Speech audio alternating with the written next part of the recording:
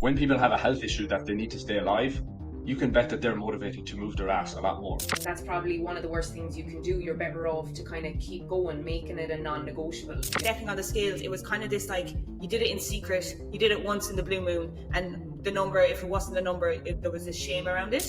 What we do as parents really is having an influence on our kids. Self-education is such an important tool for any coach to want to upskill. Even bringing it into the conversation, I think, is the wrong way to go about it. Motivation is, at the end of the day, simply just energy. You can't catch it, you create it. And you usually create it by doing things you actually don't want to do. You're not telling your child what to do, you're showing them. If you were baking a cake, you're not really making a big deal out of using a weighing scales for that. So it's kind of a pet peeve question for me.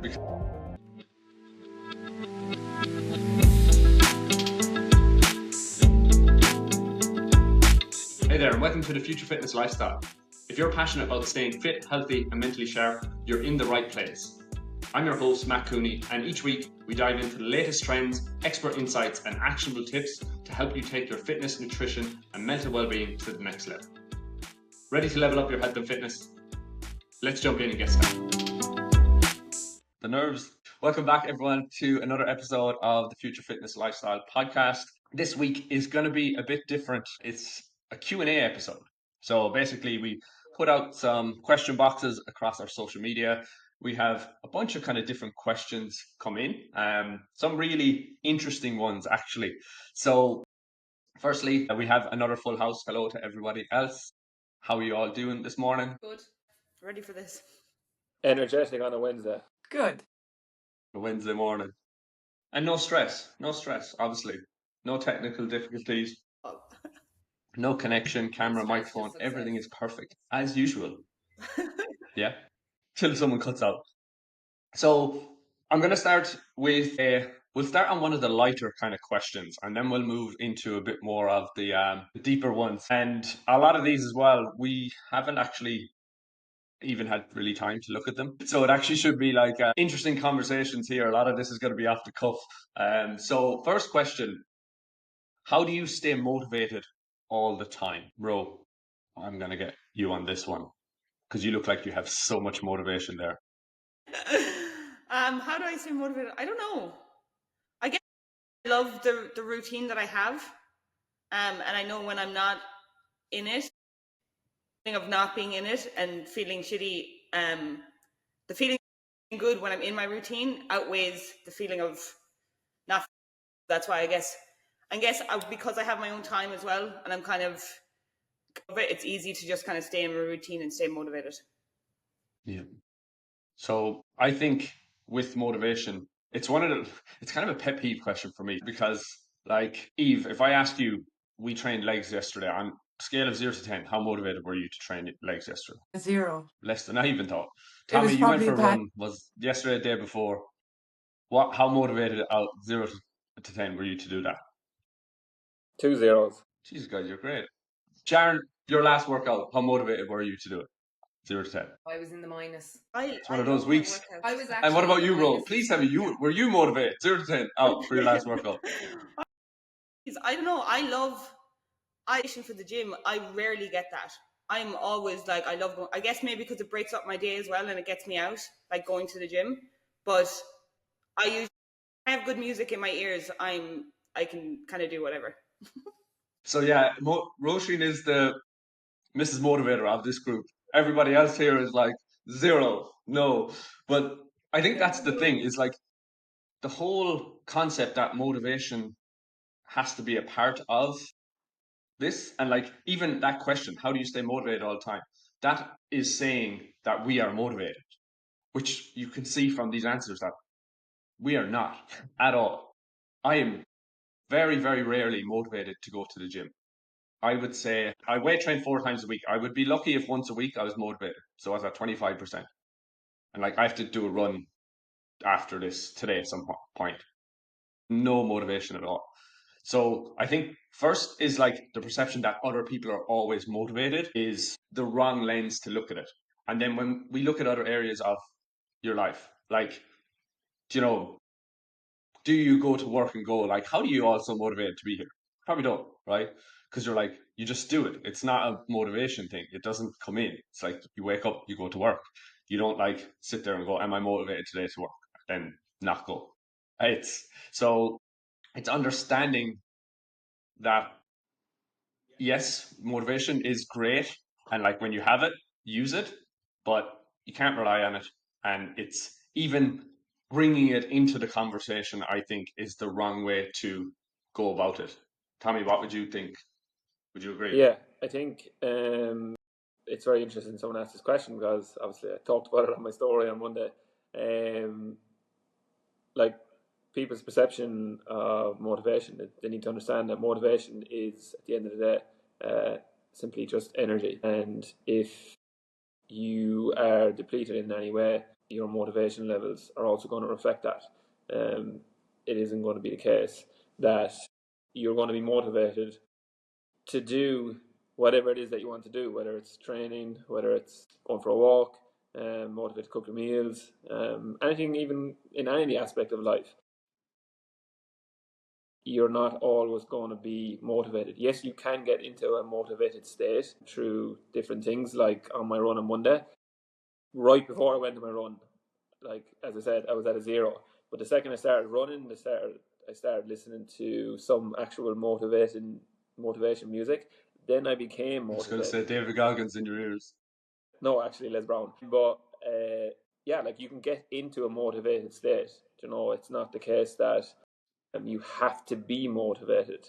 And I think what's also important to note about people is the different types of motivation. Or like you can have an intrinsic motivator or an extrinsic motivator. If I was to ask like people what do they think would be a more powerful motivator, intrinsic or extrinsic, it'd be an interesting question for people to answer, because when you have an intrinsic motivator, that actually is a more powerful indicator for you to take action. Like when you talk about work, what's my motivation for being in work, like my daily job? For me, like it's basic, it's extrinsic. It's for me to make money, you know. Whereas when I do coaching or when I do seeing clients in my therapeutic space, that's a very intrinsic motivator for me. It's something that I love to do. It makes me feel good, you know. So if you would like to look at your reasons for motivation, I think it's important for you. It can be a real benefit to break down what it is that you're doing and why you're doing it. Yeah, I think that's huge. And you said it there. And see, most people, especially with health and fitness and nutrition, they nearly believe that they need an extrinsic motivation. So that's a goal or a target or a deadline, which really does help. But when you look at it, you can't just do that for the rest of your life. And this is what people do, is like they finish a goal again, and they're like, okay, I need something else right now, because if I don't, I'm going to go off the face of the earth. And like one of the things why we call this a lifestyle is, yes, I actually believe they're really beneficial, that extrinsic motivation, because it deadlines drive decisions, it helps you take more action. But you actually need an intrinsic motivation to continue to do things, healthy habits, and live that lifestyle long term, you know. And you can't just constantly rely on doing this run next year, this diet, this whatever. You want to be able to just do, like, and even for me, when you said that, I was like, yeah, I'm intrinsically motivated. So it's like, I always look at it like, you know, if social media didn't exist, all the outside people didn't know. Even I don't really put up my training, like people don't know what I'm doing with my food or my training, and I'm still doing it. It's not because I have to show it on Instagram. It's just because I'm intrinsically motivated, and I know that doing those things consistently will lead me to the life that I want to live long. Yeah. And I think as well with motivation, I think if you do struggle with it, like it's important to have a plan and have a structure. So like even with workouts, having like set days where, okay, I know I'm gonna work out Monday, Wednesday, Friday, straight after work or first thing in the morning. But like if you have that exact routine or as best as you can every week, it just, you don't even think about it. There's no motivation comes into it. You just that's what you do on a Wednesday morning. That's just part of your routine. And I definitely think that's something that's really helped me, is having that like set structure every week, because for a lot of people as well with motivation, just starting is the hardest part. Like if you have to go to a workout, you don't want to go, you're putting off going, but as soon as you get in there, once you've like a couple of sets done, you're pretty much delighted that you've come and you feel much better for it already. So just trying to tell yourself, okay, look, I don't want to go, but bargain with yourself. Okay, I'm going to get in the door. I'll do 1 set, 2 sets, see how I feel. And if I still really don't want to be there, at least, you know, you've gone in. But 9 times out of 10, you'll go in there and you'll feel, okay, I'm delighted I came. I feel way better. And you'll be able to kind of finish the session. Yeah. And that's why even having a program is, I think, so important and beneficial. Like, even for myself, I go maybe 1 month of the year without having a program just to kind of train and just to give myself a break. I hate it. After like 2 weeks, I'm like, "Ah, I need a pro," because my motivation to train goes so low. And then even like, I always think of it, I'm like, the numbers, the weights I have to lift on exercises, there's no human possible way I'm motivated to get a 40 kg dumbbell and go up and down on one leg. Like, it doesn't, who does that stuff, you know? Like, and I would not lift 60% of what I'm meant to, if, unless it's there going, you have to beat yourself, you know? It's, some people love the gym and love doing that. Like, I think they're psychotic. I still look at it and go, like, who's motivated to do this stuff? But again, it's the satisfaction of doing it, knowing that you're bettering yourself. Would you agree, Sharon? Because I know you're Yeah, laughing there. definitely. I think You're probably thinking like of hip thrusts or I'm RDLs. just thinking of like I'm just thinking I've hip thrust today and I'm like, oh God. You know, I think for me, when I kind of stopped kind of chasing always goals, you know, it is not, like you said, it's nice to have a goal, but when you start kind of bringing it back internally and focusing on now, Sharon's camera decides to lose Sharon's the at a plot. rave. sorry, when you kind of bring it back internally and focus on how you want to feel, you know, if you know, okay, like when I get my 3 workouts in, when I eat well, I'm going to feel better in myself, I'm going to feel proud of myself for getting this done, I'm going to feel stronger in myself, then it's easier to get it done. You know, it's not going to be easy, but it will be easier. It'll be less effort. And you know, like we chatted about this a couple of weeks ago, Matt, like that kind of start stop thing. That's probably one of the worst things you can do. You're better off to kind of keep going, making it a non-negotiable. You know, this is just what I do. I go to the gym. Like even all of us, none of us were motivated this week to, except for Roisin, to get workouts done. But it's like Eve said, you know, Mondays, this is the day I train. This is my program that I do on my Monday. Yeah. And I think just to kind of finish out that question, 3 things that I like to point out with motivation. One is you can't catch it, you create it. And you usually create it by doing things you actually don't want to do. And like you said, that momentum. 2 is, Tommy, you mentioned this, is like having clarity on why you're actually doing those things. A lot of us, again, when we come to like losing weight, working out on that, we're not very deep. It's surface level. Like, oh, I should exercise, I should eat well. But it's like, no, like get real clear on why you are actually need to do these things in your life, for who you need to do it for. That, again, it's like losing 5 pounds isn't very motivating. When people have a health issue that they need to stay alive, you can bet that they're motivated to move their ass a lot more. So again, it's that big why behind it that drives action. And then the last one, which is what I love to use, is actually reframing. So when I'm not motivated, this might sound weird, but I think to myself, yes, this is really good because I know I'm going to go do the damn thing that I need to. And there's a load of other people out there who are not going to do it, who are going to be in this position, and they're going to not do the thing. And then for me, I'm like, I win then. I'm ahead of these people. So every time that happens, I'm like, yes, another opportunity to beat these imaginary people in my mind. But it really helps me to reframe that situation, and then each time I do it, it's like putting a coin in the bank of discipline over motivation. It's like I'm building up that bank, and it's like now it's just what I do. I drag myself there if I have to, and it's like another coin going in. So I'd say we could do a full podcast on motivation, but I want to go next question. Good podcast. Yeah. We can break these into different podcasts. It's good. So this one's really good question. My child sees me stepping on the scales, taking pictures, tracking, etc. is now mirroring my behavior. Do you think this is positive or negative? So Ro, I'm gonna let you go first. I actually saw a reel or something about this recently enough, and I think it all depends on how you frame it to the child.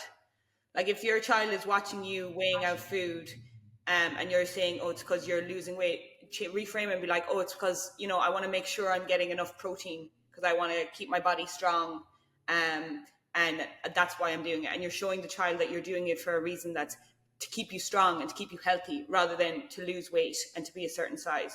Same with stepping on the scales.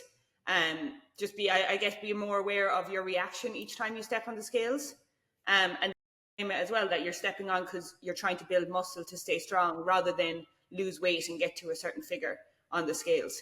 I think it depends. It's how you frame it and how you react to when you're doing it, because children are like this, and if they see you're doing it for a positive, to get strong and to be healthy, that's how they're going to look at it, rather than fit a certain weight or seeing. Eve, you pretty much said the same thing, didn't you? Yeah, definitely. And I think, example, like if you're weighing out your potatoes for dinner or something, but a kid sees you doing that, you're not saying, I need to cut my carbs or I need to eat less carbs. You're saying, I'm just checking my portions, or, I'm just making sure that I'm getting enough fruit, enough veg. I want to have enough carbs so I have energy for my workouts, or, I want to make sure I'm getting enough protein so I can, recover from my workouts, and like reframing that to the child. And yeah, like Roshin said as well, like if you're stepping on the scales beside your child and you're screaming, or you're like, what the fuck, why my weight is up, or if you're reacting negatively, they're going to see that. Whereas if you can just step on, record, step off, don't make any acknowledgement towards it, and like they'll see that then, and they'll grow up with that. And it's kind of the same with foods, like not looking at foods as good or bad around your children, like saying, oh, chocolate's bad, you can't have that, or showing the kids that a balanced diet and what they should be including rather than what they should be restricting or cutting out. I think that's important. Sharon or Tommy, when are you going to talk?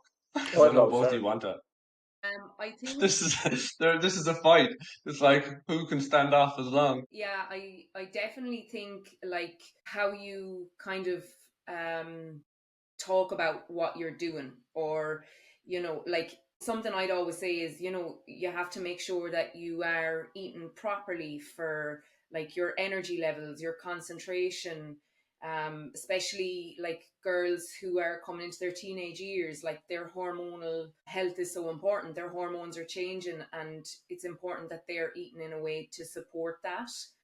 And I think if you kind of say about like for yourself as well, like I need to make sure I'm eating properly. I need to make sure I'm eating enough. Like as well, it's like sitting down and eating a breakfast in the morning, or sitting down and eating your lunch or your dinner and having like a balanced meal. You're not telling your child what to do, you're showing them. And a client actually said that to me. They used to push out their breakfast, they used to be fighting with their child to eat a breakfast, but they weren't eating a breakfast. And then when they sat down, started eating the breakfast, then the child started eating. And it's your self-talk, like like the girl said, you're getting on the scales, you're being like, oh my god, I'm this, I'm that, I'm the other. Your child is listening to that. And I think as well, it's important with kind of a lot of people are so focused on more so like weight loss, fat loss. And when you start focusing a little bit more on health, energy, feeling better in yourself, and also as well with social media, I think it's really important to teach young girls like that's not real. You know, sometime I remember one time I actually sat on a chair and I did a pose like as if we were doing a photo shoot. And you know that you hold yourself in a certain way, and then I sat normally and I was like, this is social media, this is real life, these are bodies. Yeah, some really good answers there to actually a really, really good question. When you shared that with us, Matt, I was like, that's actually really interesting. So it is.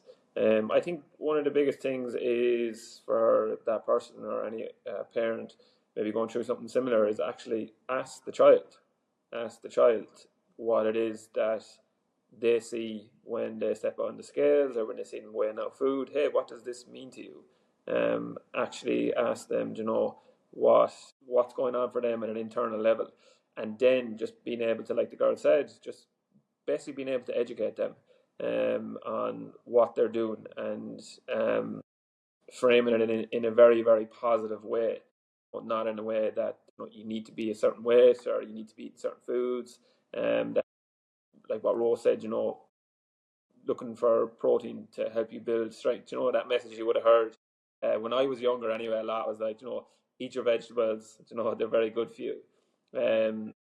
So I think just one, asking the child what they see, and definitely the biggest thing is being aware of their reaction around the scales itself or around certain foods, how they're like responding to that experience, because the child definitely will pick up on that if they see any negative emotions expressed that are associated with, let's say, scales or the food. So yeah, that's actually a really, really good question. So, And I think as well with like not really making a big deal out of it. Like for example, if you were baking a cake and you're weighing out the flour, the eggs, you're not really making a big deal out of using a weighing scales for that. So, you know, if you're making a dinner or you're making your porridge in the morning, it's kind of just like I'm cooking a meal, I'm using the scales because that's what people do with their food. Like, Yeah.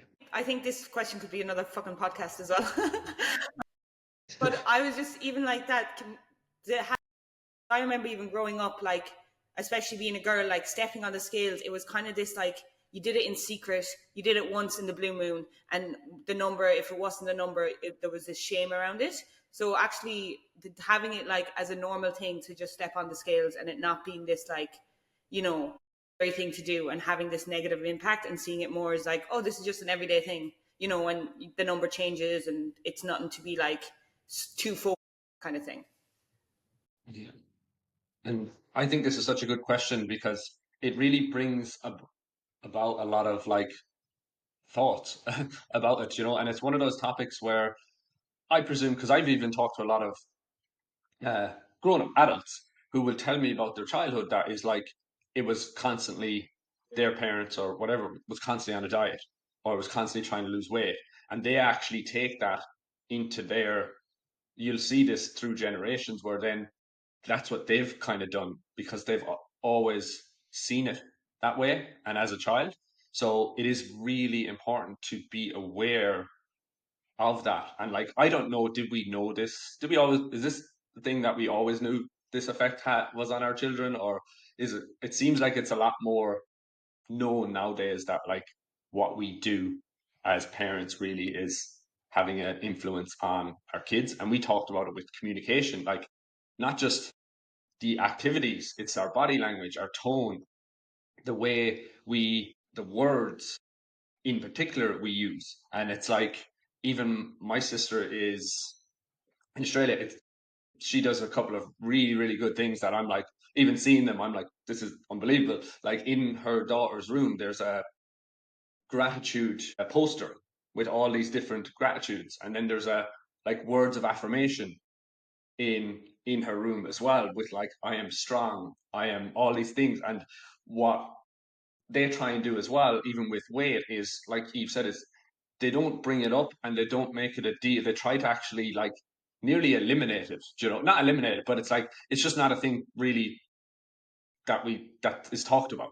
Or they're mindful, like she's mindful of other people talking about the scales constantly in front of kids, you know, because again they pick that thing up.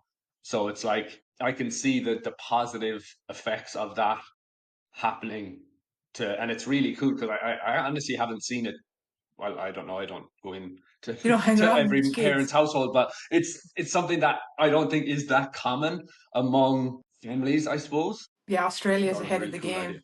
Yeah, it's an Australia thing. They're usually like a couple of years ahead, aren't they? Our generation growing up, our parents, I think we talk about it more now because we've all seen the effect of how our parents' eating habits and diets and all that have kind of affected us. And back then, it was all about being skinny. You know, you had to be a certain size, or men had to be muscly and women had to be tiny. But now it's all about being strong, and it's like changing that message. Yeah, and I think there's a big society got to do with that as well. Environment, not just in the household. And Sharon, you were saying it with social media, and it's like again, there's always going to be everything is a trade off, right? So it's not going to be perfect. The message is definitely changing. Does it go too far one way? There's lots. It's never perfect, but I think Tommy, we always talk about this. Like it's the awareness for parents on their kids, and just having that little bit more awareness around food, health, the messages that you're kind of giving them, and even it just reminds you of like, I'm sure it was Deborah put in to our group before that she was doing home workouts, and her child picks up the kettlebell, wants to do the workouts with her, and she's like, I want to be like Mammy, so like again, I think it can all be worked in a positive light once you're portraying the right message that you want to give to your kids. But yeah, I definitely think we probably need a podcast. I'm like holding Okay. back points. Next question. Have you ever given a client bad advice? If so, how have you overcome that and helped them? Another very good question. Who wants to go first? Who's going to admit it? I'll That's a jump in. Okay, tough I'll question. go if I you want. think I'll jump You in. go, Matt, under the ball. So, firstly, I don't think I've ever, well, I'm sure we can all agree, we never intentionally will give someone bad advice. And it kind of, I'll come at it from two perspectives. The first one, when I was first starting out in coaching, this is where experience is worth you so put me much. on keto. I didn't have the experience I had now. So some of the decisions that I would have made probably weren't the best now that I think of it. And that's just, I think, a lack of experience in the game, skin in the game.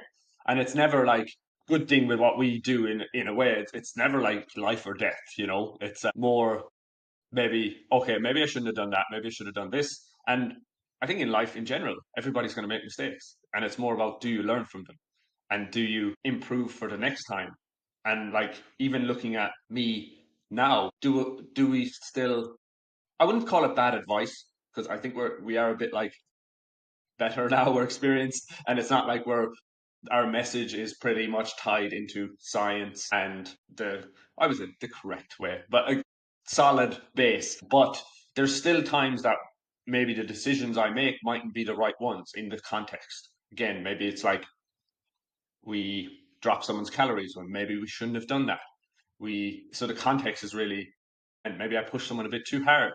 Again, sometimes you don't realize how hard you can push yourself until you go that too far. Or we make a decision not knowing and this is why communication is so important, not knowing all the facts of the situation, maybe what's going on in their life. So it's like, for example, we may try to diet when we actually shouldn't be dieting, we should be maintaining. So again, a lot of that comes back to communication and learning and going, okay, like even if this didn't work, this is why. And how, for the next time, how can we get better or improve? And a lot of that is like a relationship, like we talked about in other podcasts, is like learning from people.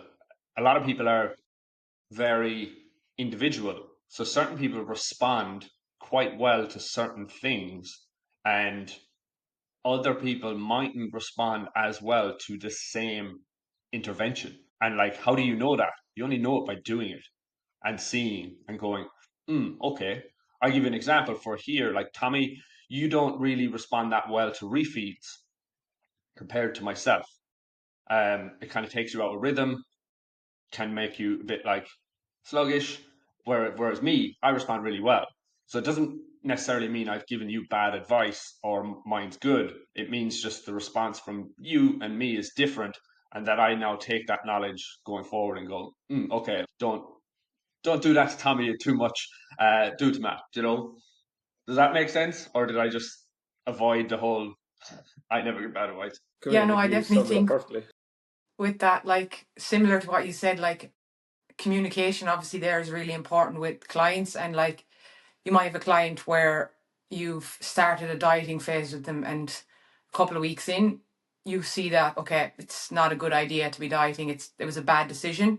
But like at the time you mightn't have realized how much else was going on in that client's life. Like, for example, you start a dieting phase, this person's eager to lose weight, but then you realize down the line that, okay, they're their most stressful time of the year in work.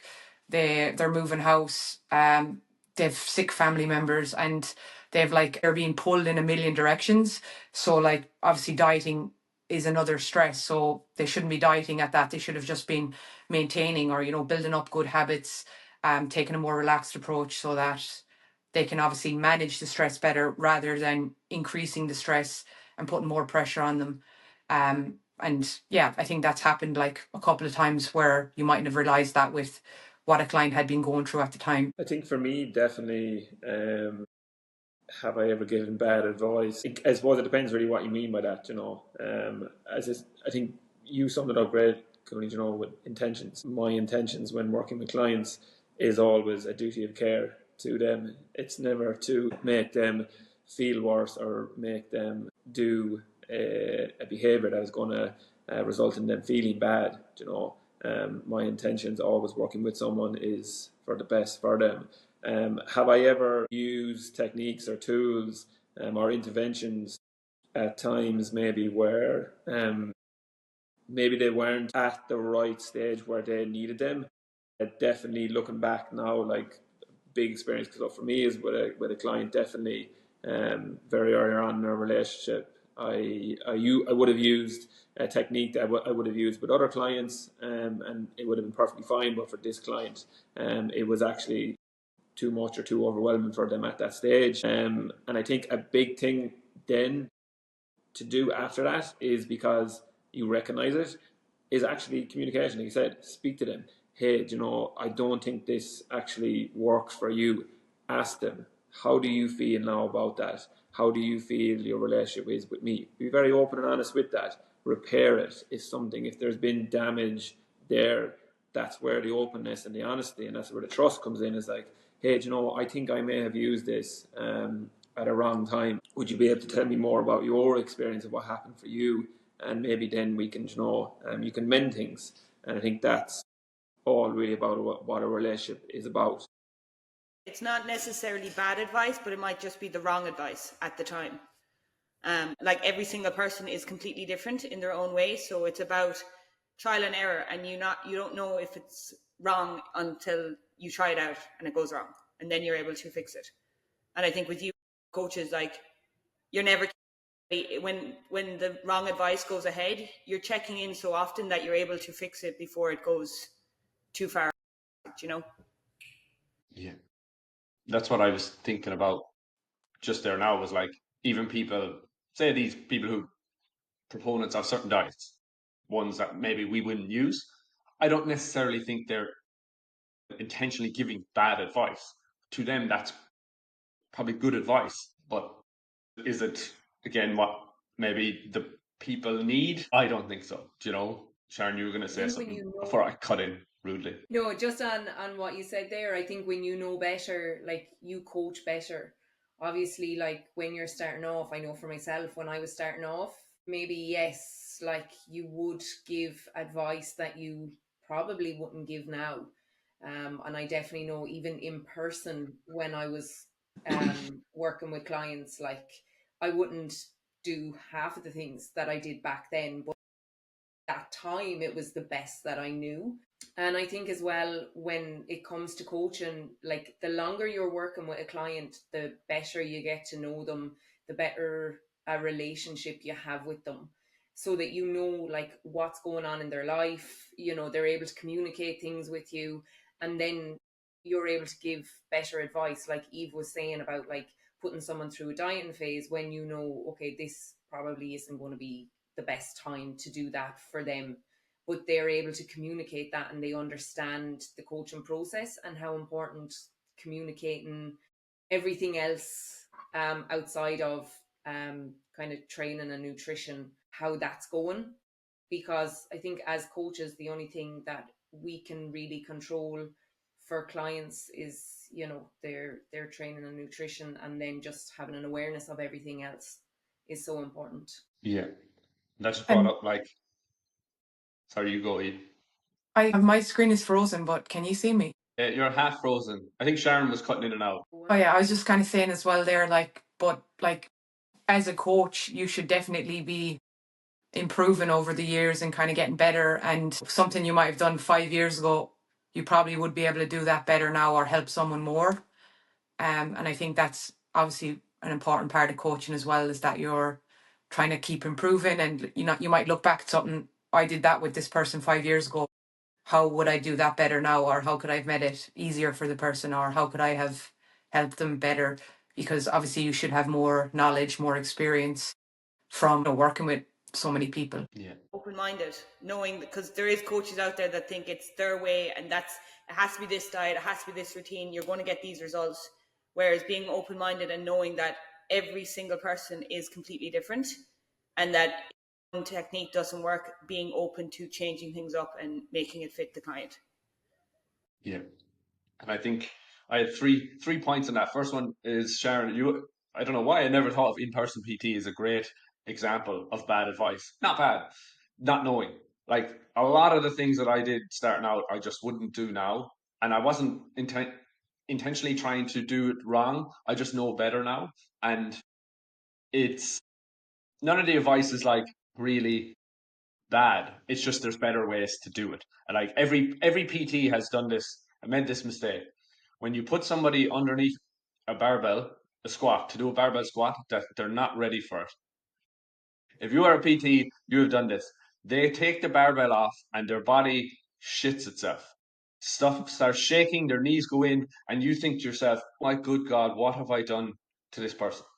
And it's like basically it's their nervous system shitting itself because it's not ready to do that. And then you put the barbell back, you're like, okay, we're not ready for that now. And you're like,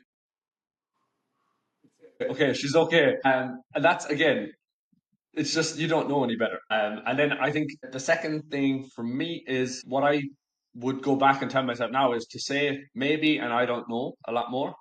I think when I was younger, I wanted to know everything, or like just I was so eager to help that like anything I didn't know, I would like go research for hours, which was great to build my knowledge. But just literally, and Tommy, you said it, like being able to communicate, and something I did get better at. Firstly, after a little while, was going, I'm not fully sure, but I'm going to go have a look or research it and come back to you. And that at least was nearly a better answer, because they're like, oh my God, he cares enough that he's going to go and actually research it or ask somebody else. Whereas definitely starting, because you kind of have that insecurity and doubt going, oh God, they're going to think I don't know anything.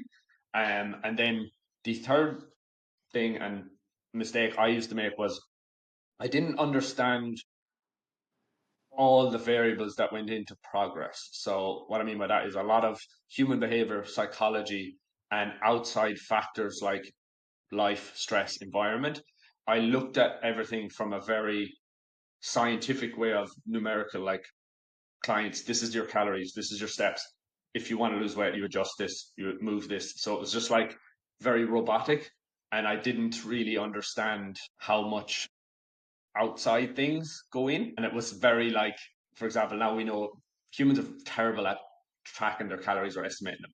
So a lot of the time is for us coaching is actually teaching them that versus going, okay, they think they're eating 1600, not losing weight. Okay, drop their calories, add more cardio.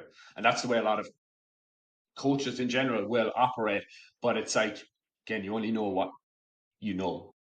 And it's only the experience of working with hundreds and hundreds of people that have you see these trends and you upskill and get more knowledge yourself. And I think lastly, just one good point with us is because we're a team now as well, we get to collaborate together. Like every week, Eve or Sharon will be coming to me and Tommy, the whole team be going, okay, like what do you think you should do here, or this is happening. So like we're able to have multiple minds at something. And even, Tommy, something's really valuable for yourself is obviously when you get to speak with clients, you can kind of come back to us and nearly communicate, like, in a way, the best method of communicating with that person, So it's like, again, sometimes it's not even the advice you're giving, it's the timing of it or the delivery. Like we said in communication, if you do that in a better way, the client is understood, and maybe they actually take on the advice. So we got out of that question, did we? So we've already gone 43 minutes and we've only like halfway through, not even. So we're going to do one more quick one finish, I think, and we'll have to do another episode. An easy one, maybe. Tommy, we'll finish with you. One of the questions was, how do you continue to develop your own mindset as a coach? Yeah, good question. And I think it's something that we can all very much relate to here is we all have a desire and a willingness to want to develop, to evolve, to grow. And how I do that for myself is one of the biggest things for me is in-life experience. So working with clients, being in that experience of learning from them, learning about how different people are and how different approaches work for different people. And you mentioned it kind of in the last topic, Matt, is like something that might come up in a session for me that I might actually know about. Okay, well, that's actually something for me then to go and to educate myself on. Self-education is such an important tool for any coach to want to upskill. And I think that's the beauty of the world that we live in now, is that there is so much education out there where we can actually go and seek that information and be able to absorb it, learn it, and then be able to implement it into your own practice. A big thing definitely for me is, and that helped me start out my own journey, this is definitely books.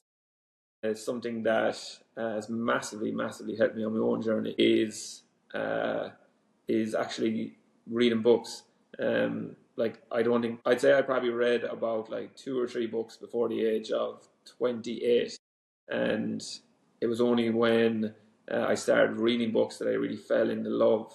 The process of actually reading the book, I just think it's absolutely incredible. The amount of knowledge, the amount of experience that you can gain from pages and pages of someone's experience of what they've gone through. Because I know that was something that I basically did when I was going through either depression or anxiety. I literally Googled, what is the best book for depression? What is the best book to understand anxiety? Okay, well, I went and found those books. I read the reviews and I picked them. And it's something that has massively helped me grow my own mindset, is to be able to understand that there is so much knowledge out there. Like I always say to myself, it's such a beautiful thing that we get to learn every single day. And the fact that there is so much knowledge out there, whatever aspect of life that you want to learn about, you have the ability and you have the power to go and do that. I think another thing for me definitely that has my mindset, something that you said too, is collaboration. Definitely having like a coach or a mentor, something which you've been a massive help to me, Matt, throughout my coaching career, is like actually having a mentor. And there's nothing wrong with looking for support or looking for guidance. There's something to be very admirable about that, is having someone to go to say, I don't actually have much knowledge in this area. Can you actually would you be able to give me some advice, give me some, share some of your experience with me? Because that's invaluable, so it is. And it's something, that I have myself, is in my own personal counseling, is having my own therapist, someone to go to talk to, just to be able to unwind, to unravel some of the messiness that goes on in here. So yeah, definitely those things that I mentioned are some of the tools that I used. Tommy, I know you are on a time schedule, so if you need to pop off, we can finish. I can give it another 10 minutes. Yeah. Oh yeah, well, we're having good crack. We can say it. Go crack. I think with what Tommy was saying there, the first thing that popped into my head when you said about mindset, I definitely think reading as well was the number one thing for me. I think you don't even really realize it at the time, like when you're reading, or like daily you might not notice it, but over a couple of months, like I definitely would notice the difference from since I started reading. And like I would have been similar to Tommy, where I haven't read since I was 12. Like Harry Potter was probably the last thing I read. And I've tried to get back into reading like every single year for the last like 5 years. And this is like the first year where it's actually stuck. And I think I've like 8 or 9 books read this year, but I definitely see like the impact of like 5-10 minutes reading every single day has had on my mindset. Like even Matt, you'd say it, like your mind, I can tell that, you know, the reading is paying off for you, or you'd notice like little things in me, but like you might not actually notice yourself, but subconsciously it has a huge impact. Like all the important things there. Reading is one thing. Well, I do my audiobooks and I definitely love that. And it, listening to other people's perspectives and points of view on a topic or something is amazing, because you're not just fixed on the one possible scenario. You're getting so many different perspectives from so many different people, and actually taking what you've learned or read and taking it into real life and putting it to like the actual practically doing something. I think it really helps then reaffirm it, because you're seeing the result in yourself in real time, and you're able to expand in that way. Sharon, your thoughts before I go? I think definitely reading. I think like reading for me, I was like the lads, you know, I didn't start reading until maybe I was 29, 28, 29, like properly reading. And then I was just like reading everything. I was learning a lot. I was learning a lot about myself, learning different ways of being, different ways of thinking. I think therapy as well, definitely was something for me that helped me kind of see, okay, this is how I am thinking, this is my mindset now, and learning to kind of shift that to maybe something better. And I think as well, like who you're spending time with as well, that really does impact your mindset. Like even all of us, like being on here, hearing each other's perspectives, each other's thoughts, like we're expanding our mindset from just having a conversation. So yeah, I think all you made really good points. Definitely the reading. I'm on board here. It's only this year that I started reading. Well, no, I've tried it over years, but like physically reading, and I think something that's really important, and Eve, you said it, is like I try to do it without an outcome from it. In terms of like sometimes we get caught in our own head of being like, I want to learn something. Like we need an outcome from it, but it's actually just the action of reading consistently honestly just makes you smarter. And I always say like iron sharpens iron. So it's just you mightn't even learn things from it. But even I've said this to you, Eve, it's like over the last year, like your English is better, your some of the things you come out with, I'm like, yeah, and it's literally a consequence of you reading. You mightn't have read that thing, but it's like it's kind of just training your mind, you know. And I think that's the big thing is don't stop. So obviously I've Kaizen tattooed on me here, continuous improvement. A mistake I've made definitely with my mindset and even just knowledge is I stopped. I got to a certain point where, especially training and nutrition, I kind of felt like I'd finished it. And I also did with mindset as well, made the same mistake where I'm like, oh yeah, my mindset's good. Like I'm kind of like past the test. And both of them, I swiftly realized that is a mistake because you're you're never complete. You know, it's never finished. Your mindset, new levels, new devils. There's always going to be something else that comes up. Your training, nutrition, knowledge in general. You can never learn enough, and it's not even learning new things. Sometimes it's actually relearning stuff and being able to teach it better. Or like you said, Rose, like when I've even found this. For example, with stress, I've listened to stuff on stress from about 100 different people, and then certain people that I've listened to, I'm like, my God, that just clicks, or it's so much. I can now explain it so much more.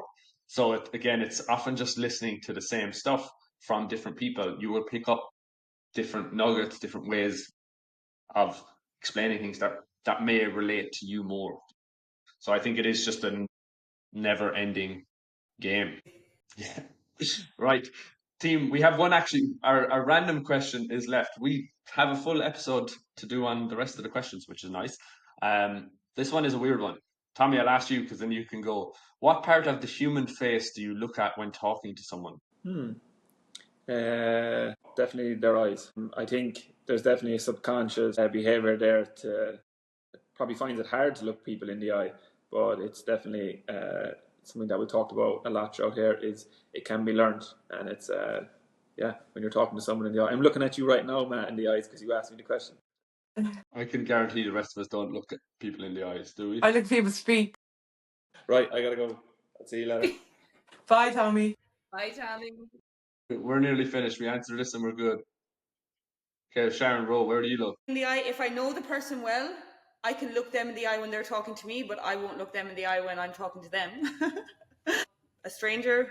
Turn around. I think I kind of look through people or something. I'm like looking at them, but I'm not. Yeah, I don't know. I definitely don't look people dead in the eye. Out, maybe the body language. I think I pick up a lot on their body language when people are talking. I think I might be just scanning people.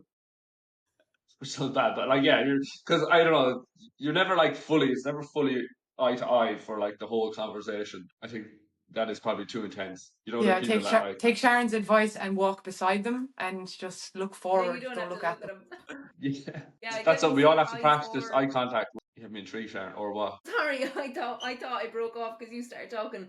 I definitely say eyes or teeth or their smile, their kind of like their facial expression. Yeah. So we'll have to do a podcast where we all get around the table and just stare each other in the eyes for the whole thing. Okay, guys, thank you for joining me this morning.